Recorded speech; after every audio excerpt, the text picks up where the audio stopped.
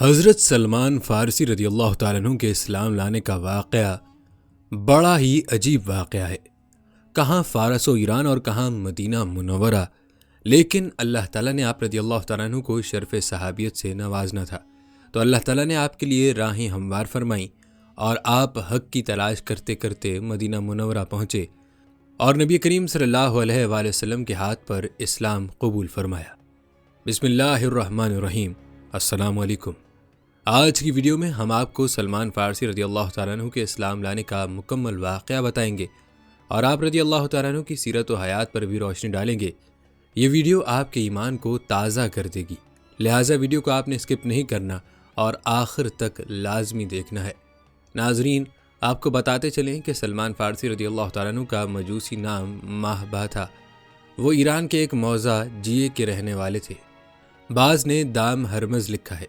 بچپن ہی سے مذہب کی طرف جھکاؤ تھا، آخر آتش کدہ کے خادم خاص بن گئے۔ آگ کو ذرا سی دیر کے لیے بھی بجھنے نہ دیتے تھے۔ اللہ تعالیٰ جس کے نصیب میں ہدایت لکھ دیتا ہے تو اس کے لیے ہدایت کا راستہ آسان فرما دیتا ہے، اور ہدایت کی توفیق انہی لوگوں کو ملتی ہے جو راہ حق کے متلاشی ہوں اور تعصب اور تنگ نظری سے پاک ہوں۔ روایات بتاتی ہیں حضرت سلمان فارسی کا باپ پیشے کے اعتبار سے کاشتکار تھا اور مذہباً آتش پرست تھا۔ ان کے باپ نے ایک مرتبہ ان کو اپنی زرعی زمینوں کی دیکھ بھال کے لیے بھیجا۔ راستے میں عیسائیوں کی عبادت گاہ تھی، یہ اس کے اندر چلے گئے اور ان کے طریقہ عبادت کو دیکھ کر متاثر ہوئے۔ وہ لوگ نماز پڑھ رہے تھے، شاید کہ حضرت عیسیٰ علیہ السلام کی تعلیمات اس وقت کچھ نہ کچھ زندہ ہوں گی، ورنہ بعد میں تو عیسائیوں نے عبادت گاہوں کو موسیقی اور شرک عقائد پھیلانے کا مرکز بنا لیا۔ سلمان فارسی رضی اللہ تعالیٰ عنہ شام تک وہیں رہے، واپس آ کر باپ کو پورا حال سنایا اور کہا کہ ان کا دین ہمارے دین سے بہتر ہے۔ باپ نے تردید کی اور بیٹے کو سمجھانے کی کوشش کی، لیکن یہ اصرار کرتے رہے کہ آتش پرستی سے عیسائیوں کا دین بہتر ہے۔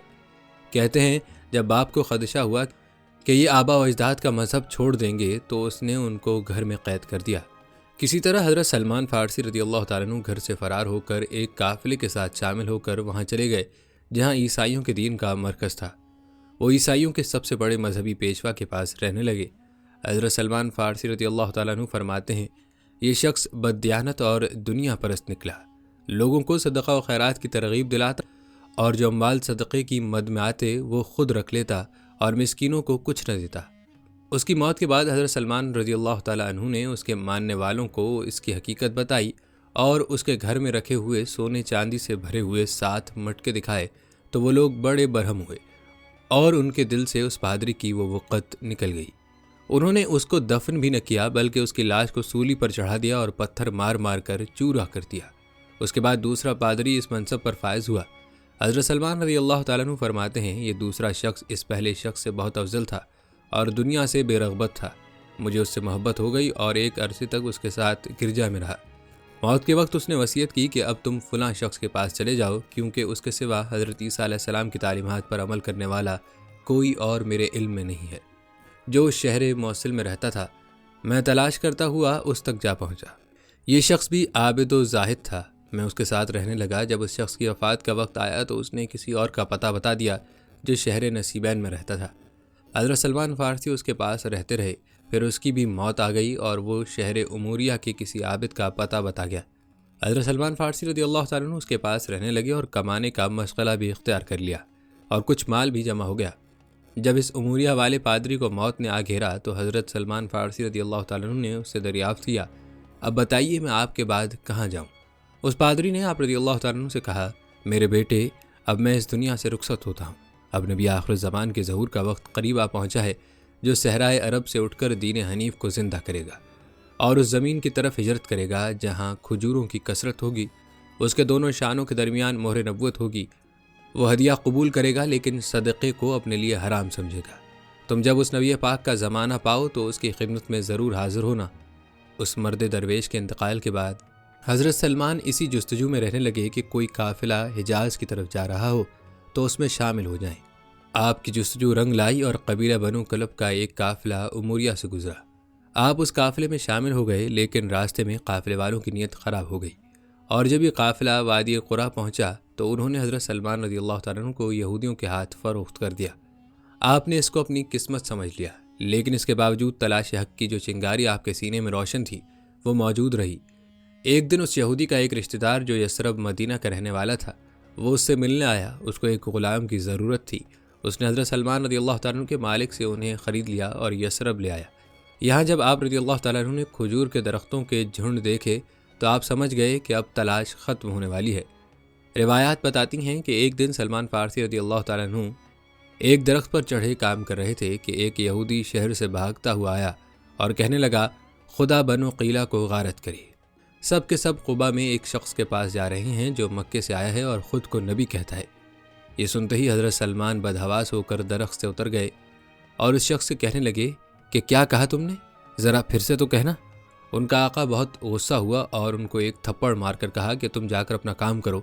حضرت سلمان اس وقت تو خاموش ہو گئے، لیکن ایک دن آپ کچھ کھانے کی چیزیں لے کر پیارے نبی صلی اللہ علیہ وآلہ وسلم کی خدمت میں حاضر ہوئے اور وہ چیزیں صدقے کے طور پر پیارے نبی کو پیش کر دیں۔ پیارے نبی نے وہ چیزیں اپنے صحابہ میں تقسیم کر دیں، لیکن خود کچھ نہ لیا۔ اگلے دن دوبارہ کچھ چیزیں لے کر حاضر ہو گئے اور اب انہوں نے کھانے پینے کی چیزیں بطور ہدیہ پیارے نبی صلی اللہ علیہ وآلہ وسلم کی خدمت میں پیش کر دیں۔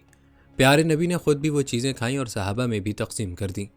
حضرت سلمان کی خوشی کا کوئی ٹھکانہ نہیں تھا، کیونکہ آخری نبی کی بتائی 2 نشانیاں تو پوری ہو گئی تھیں۔ اب آخری نشانی یعنی مہر نبوت کو دیکھنا رہ گیا تھا۔ چند دنوں بعد آپ کو پتہ چلا کہ نبی اکرم ایک جنازے کے ساتھ بقیع غرقد تشریف لے گئے ہیں۔ حضرت سلمان بھی وہاں پہنچ گئے اور پیارے نبی کو سلام کر کے آپ صلی اللہ علیہ وآلہ وسلم کے پیچھے کھڑے ہوئے کہ موقع ملے تو مہر نبوت کا مشاہدہ کر لوں۔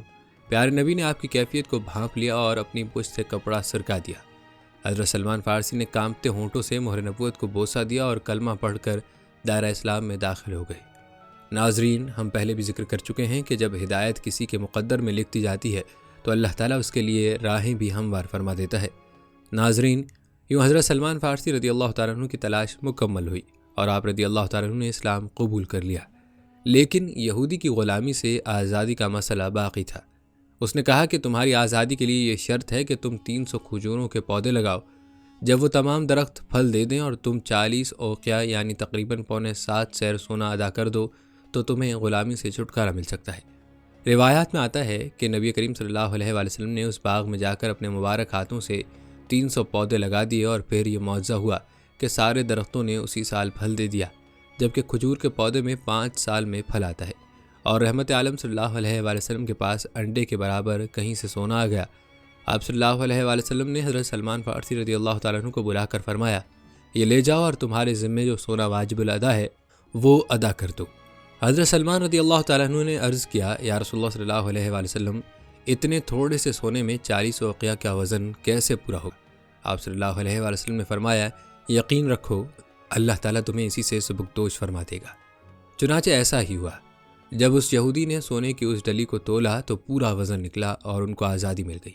حضرت سلمان فارسی رضی اللہ تعالیٰ عنہ فرماتے ہیں کہ اس کے بعد سے میں حضرت صلی اللہ علیہ وآلہ وسلم کی خدمت میں رہنے لگا۔ یہ تمام تفصیل حضرت سلمان فارسی کی زبانی جمع الفوائد، شمائل ترمذی اور طبقات ابن سعد سے نقل کی گئی ہے۔ ناظرین، یہ تھا تفصیلی واقعہ حضرت سلمان فارسی رضی اللہ تعالیٰ عنہ کے اسلام قبول کرنے کا اور آپ رضی اللہ تعالیٰ عنہ کی غلامی سے آزادی حاصل کرنے کا۔ روایات بتاتی ہیں اسلام قبول کرنے کے بعد اور یہودی سے آزادی حاصل کر لینے کے بعد حضرت سلمان فارسی رضی اللہ تعالیٰ عنہ کے دن کا بڑا حصہ رسول اللہ صلی اللہ علیہ وآلہ وسلم کی صحبت میں گزرتا تھا۔ اس لیے آپ رضی اللہ تعالیٰ عنہ علوم و معارف نبی صلی اللہ علیہ وسلم سے کافی بہرور ہوئے۔ حضرت علی رضی اللہ تعالیٰ عنہ سے آپ کے مبلغ علم کے متعلق پوچھا گیا تو فرمایا ان کو علم اول اور علم آخر سب کا علم تھا اور وہ خود ایسا دریا تھے جو پایابی سے ناآشنا رہا۔ وہ ہمارے اہل بیت میں تھے۔ دوسری روایت میں ہے کہ آپ صلی اللہ علیہ وآلہ وسلم نے فرمایا کہ سلمان فارسی رضی اللہ تعالیٰ عنہ علم و حکمت میں لقمان حکیم کے برابر تھے۔ ناظرین، یاد رہے کہ یہاں علم اول سے مراد کتب سابقہ کا علم اور علم آخر سے مقصود آخری کتاب الہی یعنی قرآن کا علم ہے، اور اہل بیت سے ہونا حضرت صلی اللہ علیہ وآلہ وسلم سے قربت و اختصاص کی بنا پر، اور اس لیے کہ عربوں میں ان کا کوئی خاندان نہ تھا، لہٰذا آپ نے ان کو یہ شرف بخشا کہ اعزازاً اپنے اہل بیت میں داخل کر لیا۔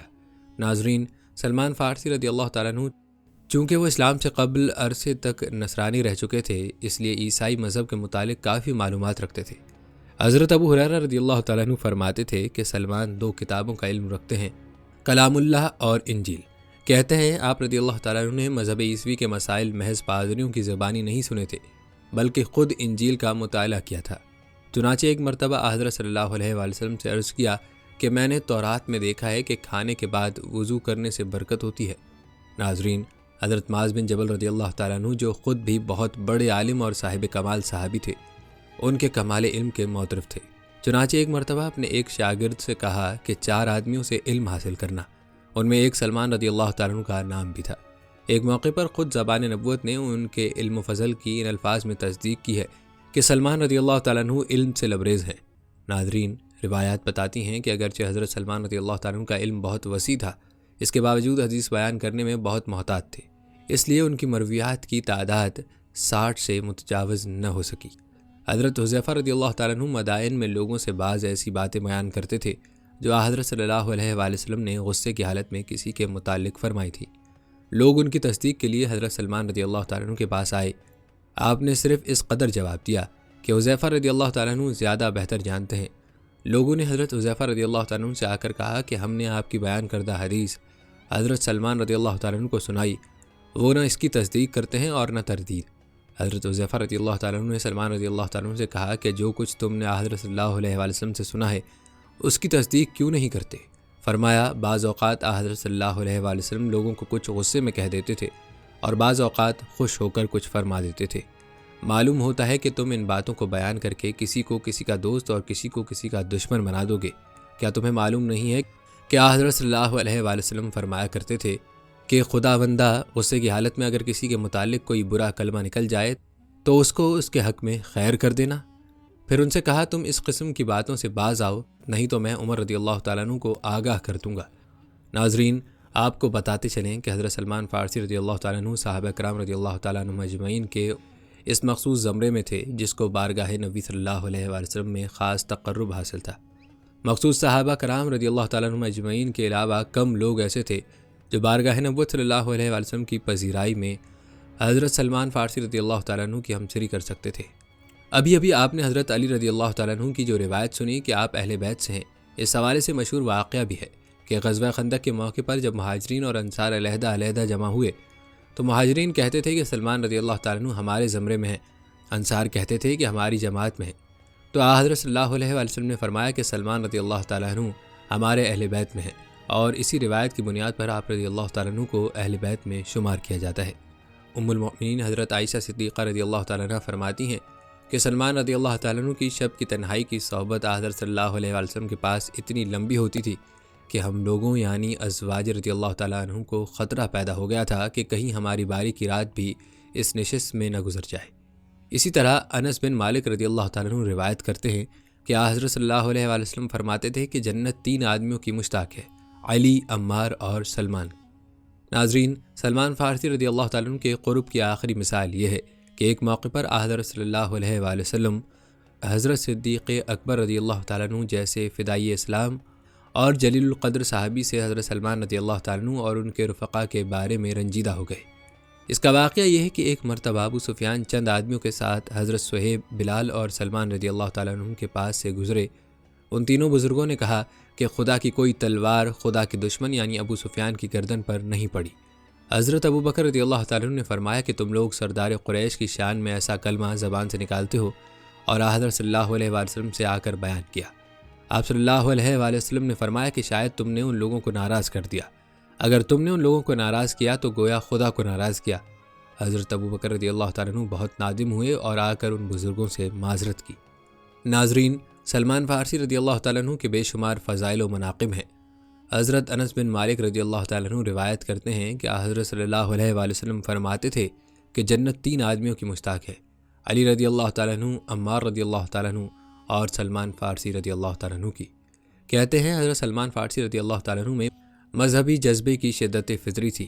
جس طرح آتش پرستی کے زمانے میں سخت آتش پرست اور نصرانیت کے زمانے میں سخت عابد و زاہد نصرانی تھے، اسی طرح مشرف با اسلام ہونے کے بعد اسلام کا مکمل ترین نمونہ بن گئے۔ ان کے اصل فضائل و کمال کا میدان یہی ہے۔ ان کا زہد و تقویٰ اس حد تک پہنچ گیا تھا جس کے بعد رہبانیت کی حد شروع ہو جاتی ہے۔ اس کی ادنا مثال یہ ہے کہ عمر بھر گھر نہیں بنایا، جہاں کہیں دیوار یا درخت کا سایہ ملتا پڑے رہتے۔ ایک شخص نے اجازت چاہی کہ میں آپ کے لیے مکان بنا دوں، فرمایا مجھ کو اس کی حاجت نہیں۔ وہ پہم اصرار کرتا رہا، یہ برابر انکار کرتے رہے۔ آخر میں اس نے کہا کہ آپ کی مرضی کے مطابق بناؤں گا۔ فرمایا وہ کیسا؟ عرض کیا کہ اتنا مختصر کہ کھڑے ہوں تو سر چھت سے مل جائے اور اگر لیٹیں تو پیر دیواروں سے لگے۔ فرمایا خیر اس میں کوئی مضاحقہ نہیں۔ چنانچہ اس نے ایک جھونپڑی بنا دی۔ اس زہد کا اثر زندگی کے ہر شعبے میں نمایاں تھا۔ خرافات دنیاوی کو بھی کبھی پاس نہ آنے دیا۔ وفات کے وقت گھر کا پورا اثاثہ 20-22 درہم سے زیادہ کا نہ تھا۔ بستر میں معمولی سا بچھونا تھا اور 2 اینٹیں جن کا تکیہ بناتے تھے اس پر بھی روتے تھے اور فرماتے تھے کہ حضرت صلی اللہ علیہ وآلہ وسلم نے فرمایا ہے کہ انسان کا ساز و سامان ایک مسافر سے زیادہ نہ ہونا چاہیے، اور میرا یہ حال ہے۔ یہ حالت زندگی کے ہر دور میں قائم رہی۔ جب امارت کے عہدے پر ممتاز تھے اس وقت بھی کوئی فرق نہ آیا۔ حسن بیان کرتے ہیں کہ سلمان رضی اللہ تعالیٰ عنہ جب 5,000 تنخواہ پاتے تھے اور 30,000 نفوس پر حکومت کرتے تھے، اس وقت بھی صرف ان کے پاس ایک ابا تھی جس میں لکڑیاں جمع کرتے تھے۔ اس کا آدھا حصہ بچھاتے تھے اور آدھا اوڑھتے تھے۔ زہد و تقویٰ کا یہ حال تھا کہ خادم کو گوشت کی بوٹیاں گن کر دیا کرتے تھے کہ مبادہ اس کی طرف سے کوئی سوء ظن نہ پیدا ہو۔ ناظرین، یاد رہے کہ سلمان فارسی رضی اللہ تعالیٰ عنہ کی زندگی اسلام کی تعلیمات کے خلاف راہبانہ نہ تھی۔ مذہبی تسلط کے ساتھ ساتھ دنیاوی حقوق کا بھی پورا لحاظ رکھتے تھے اور دوسروں کو بھی اس کی تلقین کرتے تھے۔ ان کے اسلامی بھائی حضرت ابو درداء رضی اللہ تعالیٰ عنہ بڑے عابد و زاہد بزرگ تھے۔ رات بھر نماز پڑھتے اور دن بھر روزہ رکھتے تھے، ساری رات عبادت میں گزار دیتے۔ حضرت سلمان رضی اللہ تعالیٰ عنہ ان سے ملنے کے لیے ان کے گھر جایا کرتے تھے۔ ایک مرتبہ ابو درداء رضی اللہ تعالیٰ عنہ کی بیوی کو بہت خراب حالت میں دیکھا۔ پوچھا تم نے یہ کیا صورت بنا رکھی ہے؟ انہوں نے کہا کس کے لیے بناؤں، سنگار کروں؟ تمہارے بھائی کو تو دنیا کی ضرورت باقی نہیں رہی۔ حضرت ابو درداء رضی اللہ تعالیٰ عنہ اب گھر آئے تو ملنے ملانے کے بعد کھانا منگایا، مگر خود معذرت کی کہ میں روزے سے ہوں۔ فرمایا جب تک تم نہ کھاؤ گے میں بھی نہ کھاؤں گا۔ پھر رات کو حضرت سلمان رضی اللہ تعالیٰ عنہ ان کے پاس ہی لیٹے اور ان کو دیکھتے رہے۔ جب وہ عبادت کو اٹھے تو روک کر فرمایا کہ تم پر تمہارے رب، تمہاری آنکھ اور تمہاری بیوی سب کا حق ہے۔ روزوں کے ساتھ افطار اور شبداری کے ساتھ سونا بھی ضروری ہے۔ اس کے بعد دونوں نے یہ معاملہ حضرت صلی اللہ علیہ وآلہ وسلم کے سامنے پیش کیا۔ آپ نے ابو درداء رضی اللہ تعالیٰ عنہ کو مخاطب کر کے فرمایا کہ سلمان تم سے زیادہ مذہب کے واقف کار ہیں۔ آپ کو بتاتے چلیں کہ حضرت صلی اللہ علیہ وآلہ وسلم نے مکی مہاجرین کی طرح ان کی حضرت ابو درداء رضی اللہ تعالیٰ عنہ سے مواخا کرا دی تھی۔ ناظرین، کہا جاتا ہے کہ حضرت سلمان فارسی رضی اللہ تعالیٰ عنہ کی تصویر حیات میں تکلف کے آب و رنگ کی بجائے سادگی بہت غالب تھی، جو ہر زمانے میں یکساں قائم رہی۔ مدائن کی عمارت کے زمانے میں جبکہ شان و شوکت اور آسائش وغیرہ تمام لوازم ان کے لیے مہیا ہو سکتے تھے، اس وقت بھی ان کی سادگی میں کوئی فرق نہیں آیا۔ لباس میں ایک ابا اور ایک معمولی سی جھانگبا اور ایک اونچا پاجامہ ہوتا تھا۔ چونکہ ان کے سر کے بال گھنے اور کان لمبے لمبے تھے، اس لیے اس ایرانی ہیئت کو دیکھ کر لوگ گرگامت کہتے۔ ایک مرتبہ اسی عمارت کے زمانے میں اس شان و شوکت سے نکلے کہ سواری میں بلا زین کا گدھا تھا۔ لباس میں ایک تنگ اور چھوٹی قمیض تھی جو سواری پر سے کسی وجہ سے اٹھ گئی تھی، جس سے گھٹنے بھی نہ چھپتے تھے۔ ٹانگیں کھلی ہوئی تھیں۔ لڑکے سیت قضائی میں دیکھ کر ان کے پیچھے لگ گئے۔ لوگوں نے طوفانی بدتمیزی دیکھا تو ڈانٹ کر ان کو ہٹایا کہ امیر کا پیچھا کیوں کرتے ہو۔ اسی طرح ایک دستہ فوج کی سرداری سپرد ہوئی۔ فوجی عمارت کی شان و شوکت کا تو کیا ذکر، یہاں معمولی سپاہی کی بھی وضع نہ تھی۔ چنانچہ فوجی نوجوان دیکھ کر ہنستے اور کہتے کہ یہی امیر ہیں۔ حضرت ابو درداء رضی اللہ تعالیٰ عنہ کی والدہ فرماتی ہیں کہ حضرت سلمان فارسی رضی اللہ تعالیٰ عنہ ایک مرتبہ مدائن سے شام آئے۔ اس وقت وہاں کے گورنر تھے، مگر اپنی سادگی کی وجہ سے معمولی لباس اور ابتر حالت میں تھے۔ ان سے کہا گیا کہ آپ نے اپنے آپ کو اس قدر ابتر کیوں بنا رکھا ہے؟ آپ رضی اللہ تعالیٰ عنہ نے فرمایا کہ آرام و راحت تو صرف آخرت کے لیے ہے۔ اسی طرح ابو قلابہ راوی ہیں کہ ایک شخص حضرت سلمان فارسی رضی اللہ تعالیٰ عنہ کے یہاں گیا، دیکھا تو بیٹھے آٹا گوندھ رہے ہیں۔ پوچھا خادم کہاں ہے؟ کہا کام سے بھیجا ہے، مجھ کو یہ اچھا نہیں معلوم ہوتا کہ دو کاموں کا بار اس پر ڈالوں۔ اس غیر معمولی سادگی کی وجہ سے لوگوں کو ان پر اکثر مزدور کا دھوکہ ہو جایا کرتا تھا۔ کہتے ہیں ایک مرتبہ ایک ابسی نے جانور کے لیے چارہ خریدا۔ حضرت سلمان فارسی رضی اللہ تعالیٰ عنہ کھڑے تھے، ان سے کہا کہ اس کو گھر تک پہنچا دو۔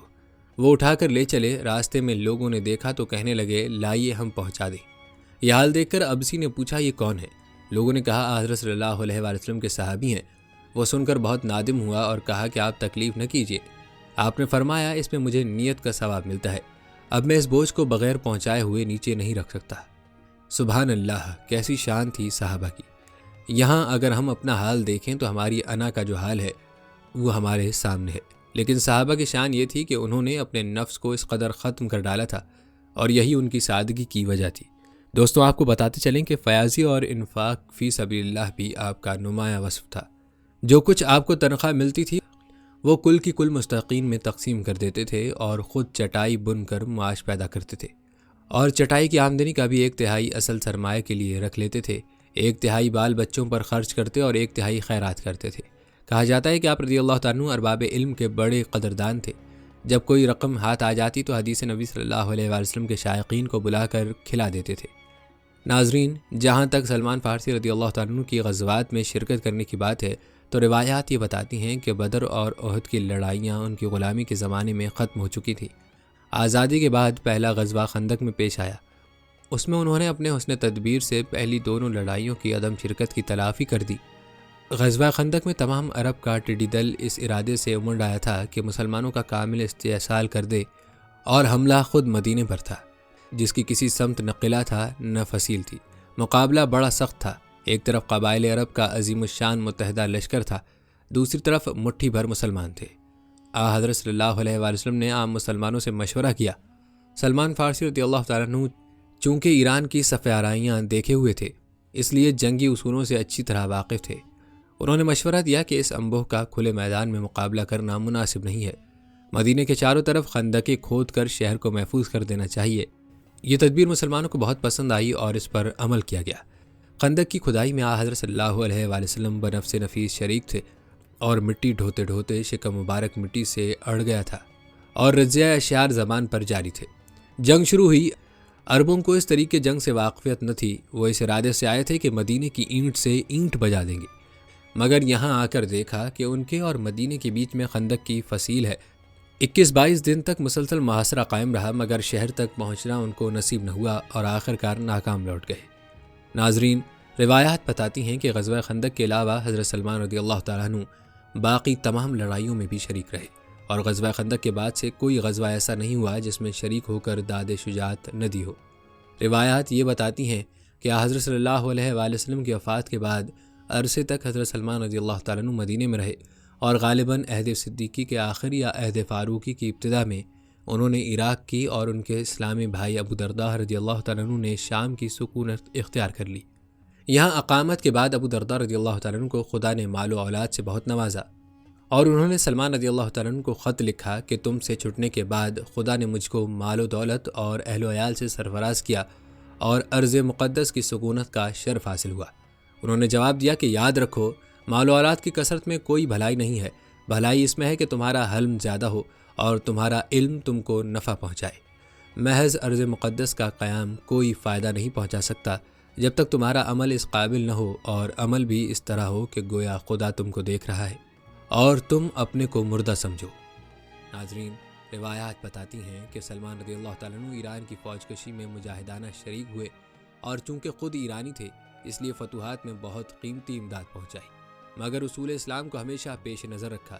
ایک ایرانی قصر کے محاصرے کے وقت حملے سے پیشتر محصورین کو سمجھا دیا کہ میں بھی تمہارا ہم قوم تھا، لیکن خدا نے مجھ کو اسلام سے نوازا، تم لوگ اسلام لا کر ہجرت کر کے ہم میں مل جاؤ تو تم کو بھی اہل عرب کے حقوق دیے جائیں گے، اور جو قانون ان کے لیے ہے وہی تم پر جاری کیا جائے گا، اور اگر اسلام نہیں قبول کرتے اور صرف جزیہ منظور کرتے ہو تو زمیوں کے حقوق تم کو ملیں گے اور ان کا قانون تم پر نافذ کیا جائے گا۔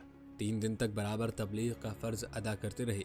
جب اس کا کوئی اثر نہ ہوا تو حملے کا حکم دیا، اور مسلمانوں نے قصر مذکور بروز شمشیر فتح کر لیا۔ روایات میں آتا ہے کہ آپ رضی اللہ تعالیٰ عنہ فتح جلولہ میں بھی شریک تھے، اور وہاں مشق کی ایک تھیلی ہاتھ آئی تھی جو وفات کے وقت کام میں لائی۔ روایات کے مطابق آپ رضی اللہ تعالیٰ عنہ حضرت عمر رضی اللہ تعالیٰ عنہ کے عہد خلافت میں مدائن کی حکومت پر سرفراز تھے۔ اس کی تفصیل آئندہ عادات و اخلاق کے تذکرے میں آئے گی۔ ناظرین، چونکہ حضرت سلمان رضی اللہ تعالیٰ عنہ مقربین بارگاہ نبوی میں تھے، اس لیے حضرت عمر رضی اللہ تعالیٰ عنہ ان کا بہت احترام کرتے تھے۔ کہتے ہیں ایک دفعہ حضرت سلمان رضی اللہ تعالیٰ عنہ حضرت عمر رضی اللہ تعالیٰ عنہ کے پاس گئے۔ اس وقت وہ ایک گدے پر ٹیک لگائے بیٹھے تھے۔ حضرت سلمان رضی اللہ تعالیٰ عنہ کو دیکھ کر گدا ان کی طرف بڑھا دیا۔ ناظرین، سلمان فارسی رضی اللہ تعالیٰ عنہ کی گورنری کے زمانے کا ایک واقعہ ہے کہ ایک شخص شام سے مدائن آیا، اس کے پاس بھس کا بوجھ تھا۔ حضرت سلمان رضی اللہ تعالیٰ عنہ پر نظر پڑی کہ خالی ہاتھ ہے، تو کہنے لگا کہ آپ ذرا میرا بوجھ لے چلیں۔ حضرت سلمان رضی اللہ تعالیٰ عنہ نے بھس کا گٹھڑا اٹھا کر سر پر رکھ لیا۔ جب لوگوں نے یہ ماجرا دیکھا تو اس شخص سے کہا، اے میاں، یہ تو گورنر ہیں، ان کو تو نے کیوں لاد دیا؟ یہ سن کر وہ شخص بڑا شرمندہ ہوا اور معذرت کرنے لگا۔ حضرت سلمان رضی اللہ تعالیٰ عنہ نے فرمایا، اب تو تیرے گھر تک میں ہی پہنچاؤں گا۔ جب میں نے ایک نیک کام کی نیت کر لی تو اب اسے پورا کیے بغیر نہ چھوڑوں گا۔ ناظرین، روایات میں ایک اور واقعہ یوں منقول ہے۔ قبیلہ بنی ابس کا ایک شخص حضرت سلمان رضی اللہ تعالیٰ عنہ کے ساتھ اس نیت سے ایک سفر میں ساتھی بنا کہ حضرت سلمان رضی اللہ تعالیٰ عنہ سے کچھ سیکھے، مگر حضرت سلمان رضی اللہ تعالیٰ عنہ نے ان کو خادم بنا کر نہیں رکھا، بلکہ چھوٹے بڑے کام خود کرتے رہے اور ان کو کسی طرح بھی کام میں نہ پڑنے دیا۔ اگر وہ آٹا گوندھ دیتا تو حضرت سلمان رضی اللہ تعالیٰ عنہ روٹی پکا دیتے تھے، اور اگر وہ سواریوں کے لیے چارہ فراہم کر دیتا تو حضرت سلمان رضی اللہ تعالیٰ عنہ ان کو پانی پلا کر لاتے تھے۔ ناظرین، یہ آپ رضی اللہ تعالیٰ عنہ کی شان تھی کہ کبھی بھی تکبر و غرور کو پاس بھٹکنے نہیں دیا اور پوری زندگی سادگی اور عاجزی میں بسر کی۔ ناظرین، حضرت سلمان رضی اللہ تعالیٰ عنہ کے چند ارشادات و کلمات بتاتے ہیں جو کہ حکمت و مواعظت سے بھرپور ہے۔ کہتے ہیں حضرت سلمان رضی اللہ تعالیٰ عنہ نے ایک مرتبہ جریر نامی ایک شخص سے فرمایا کہ اللہ کے لیے تواضع اختیار کر۔ جو شخص دنیا میں اللہ کے لیے تواضع اختیار کرتا ہے، اللہ تعالیٰ اس کو قیامت کے روز بلند فرمائے گا۔ اسی طرح ایک مرتبہ ارشاد فرمایا کہ دل اور جسم کی مثال ایسی ہے جیسے ایک اندھا ہو اور ایک اپاہج ہو۔ اپاہج کو درخت پر کھجور نظر آئی مگر توڑ نہیں سکتا، اور اندھا توڑ سکتا ہے مگر اسے نظر نہیں آتا ہے۔ لہٰذا اپاہج نے اندھے سے کہا کہ مجھے کاندھے پر چڑھا کر کھجور تک پہنچا دے تو میں توڑ لوں گا اور دونوں مل کر کھا لیں گے۔ لہٰذا اندھے نے اس کی بات مان لی اور دونوں کو کھجور مل گئی۔ بالکل اسی طرح دل اور جسم کی مثال ہے کہ دل سمجھ سکتا ہے، حق و باطل کی تمیز کر سکتا ہے، مگر عمل کرنا اس کے بس کا کام نہیں، اور جسم عمل کر سکتا ہے مگر کھوٹے کھرے کا فرق نہیں کر سکتا۔ لہٰذا اگر دونوں مل کر عمل کریں تو آخرت کے اعمال کر سکتے ہیں۔ ناظرین، ایک اور روایت ہے کہ حضرت سلمان رضی اللہ تعالیٰ عنہ نے فرمایا، بلا شبہ علم کثیر ہے اور عمر قصیر ہے، لہٰذا وہی علم حاصل کرو جس کی تم کو دین کے بارے میں ضرورت ہو، اور اس کے سوا باقی کو چھوڑ دو۔ اسی طرح ایک مرتبہ فرمایا، بہت زیادہ مجاہدہ نہ کرو بلکہ میانہ روی اختیار کرو، ورنہ تھک کر بیٹھ جاؤ گے اور عمل سے اکتا جاؤ گے۔ اسی طرح ایک روایت یوں منقول ہے کہ ایک مرتبہ قریش کے بعض لوگ اپنے نسب کی بڑائی بیان کرنے لگے تو حضرت سلمان فارسی رضی اللہ تعالیٰ عنہ نے فرمایا، میں تو اتنا جانتا ہوں کہ ناپاک نطفے سے پیدا کیا گیا ہوں اور مر کر بدبودار ناش بن جاؤں گا، پھر قیامت کے دن مجھے میزان عدل یعنی اعمال کے ترازو کے پاس کھڑا کیا جائے گا۔ اگر اس وقت میری نیکیاں بھاری نکلیں تو میں شریف ہوں، ورنہ رذیل ہوں، یعنی شرافت اور ذلت کا فیصلہ وہیں ہوگا۔ ناظرین، آپ نے حضرت سلمان فارسی رضی اللہ تعالیٰ عنہ کی چند روایات ملاحظہ فرمائیں جو حکمت سے لبریز ہیں۔ آئیے آپ کو سلمان فارسی رضی اللہ تعالیٰ عنہ کے چند مشہور اقوال زریں بتاتے ہیں جو مختلف کتب سے نقل کیے گئے ہیں۔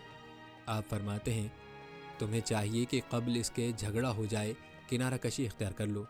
اچھے کام پہلے پہل مشکل ہی دکھائی دیتے ہیں۔ انسان کی تباہی و بربادی گناہوں میں پنہاں ہے۔ وہ لوگ قابل رشک ہیں جو مجھ سے زیادہ صاحب علم ہیں، یقینی طور پر وہ لوگ قابل رحم ہیں جن کا علم مجھ سے کم ہے۔ کمزوروں کو معاف کرنا ہی دلیری ہے۔ فرمایا، خوشیاں تقسیم کرنے سے ہی خوشیاں حاصل ہوتی ہیں، اور فرمایا، اللہ تعالیٰ کی صفات کا شمار ممکن ہی نہیں۔ آپ رضی اللہ تعالیٰ عنہ سے منقول ہے، فرماتے ہیں، جب تمہارا کوئی دوست، پڑوسی یا رشتہ دار سرکاری ملازم ہو اور وہ تمہیں کچھ ہدیہ دے یا تمہاری کھانے کی دعوت کرے تو تم اسے قبول کر لو۔ اگر اس کی کمائی میں کچھ شبہ ہے تو تمہیں تو وہ چیز بغیر کوشش کے مل رہی ہے، اور غلط کمائی کا گناہ اس کے ذمہ ہوگا۔ آپ رضی اللہ تعالیٰ عنہ کا ایک اور ارشاد گرامی ہے، جب اللہ تعالیٰ کسی بندے کے ساتھ برائی اور ہلاکت کا ارادہ فرماتے ہیں تو اس سے حیا نکال لیتے ہیں، جس کا نتیجہ یہ ہوتا ہے کہ تم دیکھو گے کہ لوگ بھی اس سے بغض رکھتے ہیں اور وہ بھی لوگوں سے بغض رکھتا ہے۔ آپ فرماتے ہیں، جب بندہ راحت، مسرت اور ثروت کے لمحات میں اللہ تعالیٰ کا ذکر کرتا رہتا ہے، پھر اسے کبھی کوئی تکلیف آ پہنچے اور خدا کے حضور فریاد کرے تو فرشتے سن کر کہتے ہیں کہ یہ مانوس آواز ہے جو اس بندے ضعیف کی ہے۔ اس کے ساتھ ہی وہ فرشتے اللہ تعالیٰ کے ہاں اس کی سفارش کرتے ہیں۔ اس کے برعکس جو شخص اپنے راحت کے اوقات میں اللہ کو یاد نہ کرتا ہو اور تکلیف پہنچنے پر جب یاد کرے تو فرشتے کہتے ہیں کہ ایسی غیر مانوس آواز ہے، بس وہ سفارش نہیں کرتے۔ ایک دوسری روایت میں آپ فرماتے ہیں، ہر انسان کے لیے باطن اور ظاہر ہے، جس نے اپنے باطن کی اصلاح کر لی اللہ تعالیٰ اس کے ظاہر کی بھی اصلاح کر دے گا، اور جس نے اپنے باطن کو خراب کر لیا تو اللہ تعالیٰ اس کے ظاہر کو بھی درست نہیں کرے گا۔ ناظرین، معلوم ہوا کہ ظاہر اور باطن دونوں اہم ہیں، اور ظاہر کا تعلق باطن کے ساتھ ہے، جبکہ باطن کا ظاہر پر بھی لازمی دیکھا جاتا ہے۔ اگر ظاہر میں فرق ہے تو اس کا مطلب یہی ہوگا کہ باطن میں فرق ہے، ورنہ باطن ظاہر کو ٹھیک بنا دیتا۔ آپ فرماتے ہیں کہ لوگوں کو اگر پتہ ہوتا کہ اللہ تعالیٰ کی مدد کمزور کے ساتھ کس قدر شامل حال ہوتی ہے تو وہ اس کا ساتھ دینے میں کوئی پس و پیش نہ کرتے اور اسے بظاہر بے یار و مددگار نہ چھوڑتے۔ اسی طرح آپ فرماتے ہیں اس شخص سے تعجب ہے جو دنیا میں بڑی بڑی تمناؤں میں پھنسا ہوا ہے اور موت اس کی تلاش میں لگی ہوئی ہے، اور اس شخص سے بھی تعجب ہے جو غفلت کا شکار ہے حالانکہ اس سے غفلت نہیں کی جا رہی ہے، اور ہنسنے والے سے بھی تعجب ہے کہ جس کو معلوم نہیں ہے کہ اس کا پروردگار اس سے راضی ہے یا ناراض۔ ناظرین، ہم آپ کو حضرت سلمان فارسی رضی اللہ تعالیٰ عنہ کے مزید اقوال بھی بتائیں گے، لیکن پہلے تذکرہ کرتے ہیں آپ رضی اللہ تعالیٰ عنہ کی علالت کا اور آپ کی وفات کا۔ روایات بتاتی ہیں کہ حضرت عثمان رضی اللہ تعالیٰ عنہ کے عہد خلافت میں آپ رضی اللہ تعالیٰ عنہ بیمار پڑے۔ سعد بن ابی وقاص رضی اللہ تعالیٰ عنہ عبادت کو گئے۔ سلمان رضی اللہ تعالیٰ عنہ رونے لگے۔ سعد رضی اللہ تعالیٰ عنہ نے کہا، ابو عبداللہ، رونے کا کون سا مقام ہے؟ حضرت صلی اللہ علیہ وآلہ وسلم تم سے خوش دنیا سے گئے، تم ان سے حوض کوثر پر ملو گے، بچھڑے ہوئے ساتھیوں سے ملاقات ہوگی۔ کہا، خدا کی قسم، میں موت سے نہیں گھبراتا اور نہ دنیا کی حرص باقی ہے۔ رونا یہ ہے کہ رسول اللہ صلی اللہ علیہ وآلہ وسلم نے عہد کیا تھا کہ ہمارا دنیاوی ساز و سامان ایک مسافر کے زاد راہ سے زیادہ نہ ہونا چاہیے، حالانکہ میرے گرد اس قدر سانپ یعنی اسباب جمع ہیں۔ سعد رضی اللہ تعالیٰ کہتے ہیں کہ کل سامان جس کو سانپ سے تعبیر کیا تھا ایک بڑے پیالے، ایک لگن اور ایک تسلے سے زیادہ نہ تھا۔ اس کے بعد سعد نے خواہش کی کہ مجھ کو کوئی نصیحت کی جائے۔ فرمایا کہ کسی کام کا قصد کرتے وقت، فیصلہ کرتے وقت، تقسیم کرتے وقت خدا کو یاد رکھا کرو۔ روایات میں آتا ہے کہ اسی بیماری کے دوران میں اور احباب نے بھی نصیحت و وصیت کی خواہش کی۔ فرمایا، تم میں سے جس سے بھی ہو سکے اس کی کوشش کرو کہ وہ حج، عمرہ، جہاد یا قرآن پڑھتے ہوئے جان دے اور فسق و فجور اور خیانت کی حالت میں نہ مرے۔ ناظرین، روایات بتاتی ہیں کہ وقت آخر ہوا تو اپنی بیوی سے مشق کی تھیلی منگائی اور اپنے ہاتھ سے پانی میں گھول کر اپنے چاروں طرف چھڑکوایا اور سب کو اپنے پاس سے ہٹا دیا۔ جب لوگ تھوڑی دیر بعد گئے تو دیکھا کہ روح قفس خاکی سے پرواز کر چکی ہے۔ جہاں تک آپ رضی اللہ تعالیٰ عنہ کی وفات کی بات ہے تو بعض روایات بتاتی ہیں کہ حضرت علی رضی اللہ تعالیٰ عنہ نے سلمان فارسی رضی اللہ تعالیٰ عنہ کو 656 عیسوی میں مدائن کا گورنر مقرر کیا، مگر وہاں جانے کے چند ہفتے بعد ان کا انتقال ہو گیا۔ آپ کی تاریخ وفات 10 رجب المرجب 35 ہجری بتائی جاتی ہے اور ان کا روضہ مدائن ہی میں ہے۔ ناظرین، یہ تھا تذکرہ حضرت سلمان فارسی رضی اللہ تعالیٰ عنہ کی وفات کا۔ آئیے آپ کو سلمان فارسی رضی اللہ تعالیٰ عنہ کے چند مزید اقوال بتاتے ہیں اور اس کے ساتھ ہی ویڈیو کا اختتام کرتے ہیں۔ ناظرین، یاد رہے کہ حضرت سلمان فارسی رضی اللہ تعالیٰ عنہ کے بہت سے حکیمانہ جملے اور زرین اقوال کتب احادیث میں منقول ہیں۔ ان میں سے چند آپ ملاحظہ کر چکے ہیں، چند مزید اقوال بھی آپ کو بتاتے ہیں۔ کہتے ہیں آپ رضی اللہ تعالیٰ عنہ کا ایک مرتبہ دجلہ کے کنارے جانے کا اتفاق ہوا، ایک شاگرد بھی ساتھ تھا۔ حضرت سلمان فارسی رضی اللہ تعالیٰ عنہ نے اس سے کہا کہ گھوڑے کو پانی پلا لاؤ۔ اس نے حکم کی تعمیل کی۔ آپ رضی اللہ تعالیٰ عنہ نے فرمایا، خوب اچھی طرح پلاؤ۔ جب وہ سیراب ہو گیا تو شاگرد سے مخاطب ہو کر حضرت سلمان رضی اللہ تعالیٰ عنہ نے فرمایا کہ کیا اس جانور کے پانی پینے سے دجلہ میں کوئی کمی واقع ہوئی؟ اس نے کہا، جی نہیں۔ پھر آپ نے فرمایا کہ علم کی مثال بھی ایسی ہی ہے، اس میں سے جتنا بھی خرچ کیا جائے گھٹتا نہیں ہے، چاہیے کہ علم نافع طلب کرو۔ آپ رضی اللہ تعالیٰ عنہ نے فرمایا کہ علم بہت ہے اور عمر تھوڑی، تو فرمایا بقدر ضرورت علم دین سے حاصل کر لو اور ساری دنیا کے علوم کے پیچھے نہ پڑو۔ فرمایا مومن کی مثال ایک مریض کی ہے اور اس کے پاس طبیب موجود ہے جو مرض اور اس کے علاج سے بخوبی واقف ہے۔ مریض کو جب کوئی ایسی چیز کی خواہش ہوتی ہے جو اس کے لیے مضر ہوتی ہے تو وہ اس کو روکتا ہے، اسی طرح وہ برابر اس کی دیکھ بھال کرتا رہتا ہے یہاں تک کہ وہ بالکل تندرست ہو جاتا ہے۔ اسی طرح مومن کی خواہشات بھی بہت ہوتی ہیں مگر اللہ تعالیٰ اس کو بری اور مضر خواہشات سے بچاتا رہتا ہے حتیٰ کہ اسے موت آ جاتی ہے اور وہ جنت کی تمام نعمتوں سے بہراور ہوتا ہے۔ اگر وہ پہلے باز نہ رکھا گیا ہوتا تو اس کو یہ نعمتیں کیسے ملتی؟ ناظرین، ایک روایت ہے کہ ابو درداء رضی اللہ تعالیٰ عنہ نے ایک مرتبہ ان کو لکھا کہ آپ ارض مقدس غالباً بیت المقدس میں چلے آئیے۔ حضرت سلمان فارسی رضی اللہ تعالیٰ عنہ نے ان کو جواب میں لکھا کہ کوئی زمین انسان کو مقدس نہیں بناتی بلکہ اس کو خود اس کا عمل مقدس اور متبرک بناتا ہے۔ پھر آپ نے لکھا کہ مجھے معلوم ہوا ہے کہ تم کسی جگہ کے قاضی بنا دیے گئے ہو، تو اگر تمہارے فیصلوں سے لوگوں میں انصاف ہو تو بہت اچھا ہے، اور اگر تم مصنوعی قاضی ہو تو پھر ایسا نہ ہو کہ اپنے فیصلوں سے تمہیں دوزخ میں جانا پڑے۔ یحییٰ بن سعید بیان کرتے ہیں کہ اس کے بعد ابو درداء رضی اللہ تعالیٰ عنہ کا یہ حال ہو گیا کہ جب دو آدمیوں میں فیصلہ کرتے اور فریقین واپس جانے لگتے تو ان کی طرف ایک نظر ڈالتے اور ان سے فرماتے کہ واقعی میں مصنوعی قاضی ہوں، واپس آؤ اور پھر مجھ سے اپنا مقدمہ بیان کرو، شاید فیصلے میں غلطی ہو گئی ہو۔ ناظرین، آپ رضی اللہ تعالیٰ عنہ کا ایک قول ہے، فرماتے ہیں کہ مجھے 3 آدمیوں پر بڑا تعجب ہوتا ہے۔ ایک وہ جو دنیا کی طلب میں پڑا ہوا ہے اور موت اسے طلب کر رہی ہے، دوسرا وہ جو موت سے غافل ہے حالانکہ موت اس سے غافل نہیں ہے، تیسرا وہ جو قہقہے مار کر ہنستا ہے اور نہیں سمجھتا کہ اللہ تعالیٰ اس سے راضی ہے یا ناراض۔ اسی طرح فرمایا 3 چیزیں مجھے اس قدر غمگین کرتی ہیں کہ میں رو دیتا ہوں۔ ایک تو حضرت صلی اللہ علیہ وآلہ وسلم اور ان کے اصحاب کی جدائی، دوسری عذاب قبر، تیسری قیامت کا خطرہ۔ روایت ہے کہ آپ رضی اللہ تعالیٰ عنہ کے پاس ایک شخص آیا اور اس نے آپ سے نصیحت کی خواہش ظاہر کی۔ آپ رضی اللہ تعالیٰ عنہ نے فرمایا بولو نہیں۔ اس نے کہا کہ لوگوں میں رہ کر یہ کیسے ممکن ہے؟ آپ نے فرمایا کہ اگر بولو تو صحیح بولو اور مناسب بات۔ اس نے کہا کہ کچھ اور ارشاد ہو۔ فرمایا کہ غصہ نہ کرو۔ اس نے کہا کہ میں غصے میں قابو سے باہر ہو جاتا ہوں۔ فرمایا کہ اپنے ہاتھ اور زبان کو قابو میں رکھو۔ اس نے کہا کچھ اور ارشاد فرمائیے۔ فرمایا کہ لوگوں سے ملو جلو نہیں۔ اس نے کہا یہ کیسے ممکن ہے کہ لوگوں سے ملا جلا نہ جائے؟ آپ نے فرمایا اگر ملتے جلتے ہو تو پھر بات میں سچائی سے کام لو اور امانت ادا کر دیا کرو۔ ناظرین، آپ نے حضرت سلمان فارسی رضی اللہ تعالیٰ کی زندگی کے حالات و واقعات ملاحظہ فرمائے، جن میں آپ رضی اللہ تعالیٰ کے قبول اسلام کا واقعہ بھی تھا، اور آپ کو سلمان فارسی رضی اللہ تعالیٰ کے قیمتی اقوال بھی بتائے گئے ہیں۔ خود بھی ان اقوال پر عمل کریں، اپنی زندگی کو صحابہ کی زندگی کے مطابق ڈھالنے کی کوشش کریں، اور ویڈیو کو زیادہ سے زیادہ لوگوں تک پہنچانے کی نیت سے شیئر ضرور کیجیے گا۔ اللہ تعالیٰ ہمیں صحابہ کے نقش قدم پر چلنے کی توفیق عطا فرمائے اور ہمارے حشر بھی صحابہ کے ساتھ فرمائے، آمین۔ ناظرین، کمنٹ سیکشن میں اپنی رائے کا اظہار ضرور کریں اور بتائیں کہ آپ اگلی ویڈیو کون سے اسلامک ٹاپک پر دیکھنا چاہتے ہیں۔ آپ کی قیمتی رائے ہمارے لیے بہت اہمیت رکھتی ہے۔ ہم امید کرتے ہیں کہ آپ کو ہماری آج کی یہ ویڈیو ضرور پسند آئی ہوگی۔